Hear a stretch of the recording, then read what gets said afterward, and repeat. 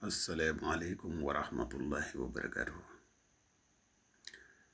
mbokk yi ni bàyyi xel fu mën a nekk ci àdduna bi moo xam ñu nekk ci réew mi wala ñu nekk bitim réew te bàyyi xel seen bu am solo bii ñu ngi leen di nuyu bu baax te di leen siyaare di leen jaajëfal bu baax ci topp gi.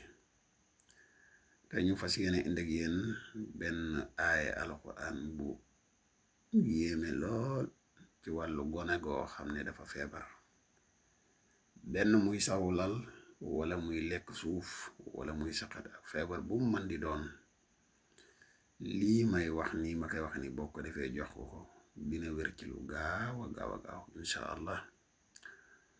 bala ñu ciy gën a sori rek ñu lay wax yow muy soog a ñëw di topp suñuy vidéo boo abonné gul ñu ngi lay ñaan nga abonné tey yaatal vidéo yi ndax vidéo yi njariñ kese la. yow mi bëgg def lu di saxaar foo man di nekk ci àdduna bi man nga ñu contacter ci benn ci ñaari numéro yi insha allahu rabbi. mbokk yi bu fekkee danga am xale boo xam ne dafay sawlal